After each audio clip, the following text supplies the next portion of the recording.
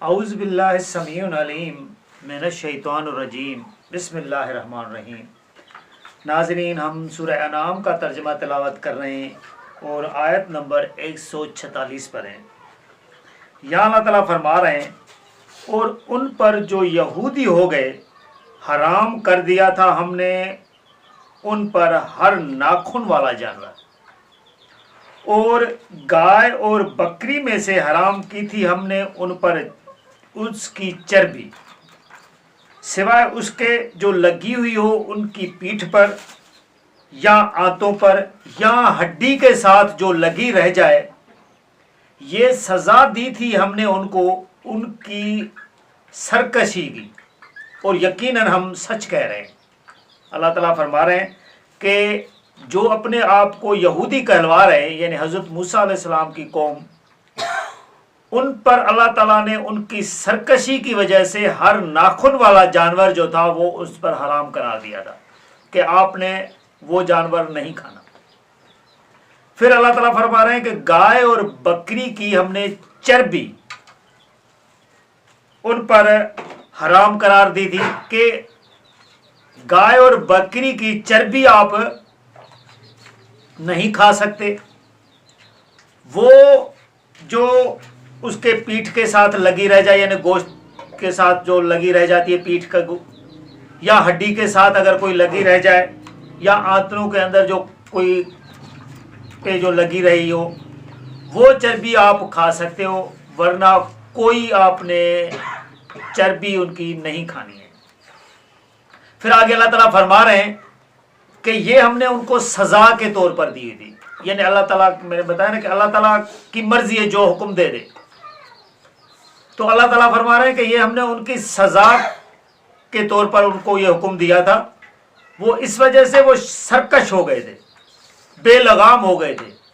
انہوں نے اللہ تعالیٰ کے احکامات کو اچھی طرح مان نہیں رہے تھے، اپنی مرضی اور من مستی کر رہے تھے۔ تو یہی حالات بھی آج کل کے جو بنے ہوئے مسلمانوں کے ہیں، یہی ہے کہ وہ سرکش بنے ہوئے ہیں، اللہ تعالیٰ کے احکامات کو سمجھ نہیں پا رہے ہوتے ہیں۔ اگر سمجھ بھی رہے ہیں تو وہ کرنی ان لوگوں نے اپنی ہے، تو پھر یہ سزائیں پھر اس طرح کی ملتی رہتی ہیں اس قوم کو، جب کہ ان پر کوئی کتاب اتری ہو، کوئی نبی آیا ہو ان کو سمجھانے کے لیے، اور سمجھانے کے باوجود اگر وہ نہیں سمجھ رہے ہوتے ہیں تو پھر اللہ تعالیٰ کی یہ سزائیں پھر وقتاً فوقتاً ان کو ملتی رہتی ہیں۔ پھر آگے اللہ تعالیٰ فرما رہے ہیں، پھر اگر وہ جھٹلائیں تم کو تو کہہ دو کہ تمہارے رب کا دامن رحمت بہت وسیع ہے، لیکن اس کا عذاب بھی نہیں ٹالا جا سکتا ان لوگوں سے جو مجرم ہیں۔ یعنی پھر اس رسم کو کہا جا رہا ہے کہ اے نبی، اگر یہ پھر بھی تیری باتیں نہیں مان رہے ہیں، آپ کو جھٹلا رہے ہیں، تو پھر ان کو بتا دو کہ جو میرا رب ہے اس کا رحمت کا دامن جو ہے وہ بہت وسیع ہے، لیکن وہ عذاب بھی دیتا ہے مجرم لوگوں کو، جو بات نہیں مان رہے ہوتے ہیں ان کو سزا بھی دیتا ہے سخت۔ یہ نہیں کہ صرف اس نے دامن رحمت پکڑا ہے، لیکن دامن رحمت ان کو دیتا ہے جو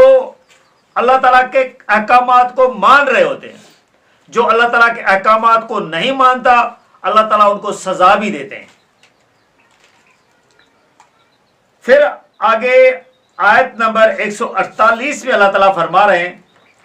ضرور کہیں گے وہ لوگ جنہوں نے شرک کیا ہے، یعنی جو شرک کر رہے ہوتے ہیں وہ لوگ یہ بات ضرور کہیں گے۔ حضور صلی اللہ علیہ وسلم کو بتایا جا رہا ہے کہ اگر چاہتا اللہ تو ہم شرک نہ کر دیں۔ یہ لوگ آج بھی اس طرح کی باتیں کر رہے ہوتے ہیں کہ یہ دیکھو ہم جو کام کر رہے ہیں اللہ چاہ رہا ہے، ہمیں کچھ نہیں ہو رہا۔ تو یہی بات حضور صلی اللہ علیہ وسلم کو کہی جا رہی ہے کہ جو مشرک لوگ ہیں یہ بات ضرور کہیں گے کہ اگر اللہ چاہتا تو ہم یہ شرک کرتے ہی نہیں۔ پھر آگے اللہ تعالیٰ فرما رہے ہیں کہ وہ یہ نہ صرف وہ کہیں گے کہ ہم نہیں شرک کرتے، لیکن نہ ہمارے آبا و اجداد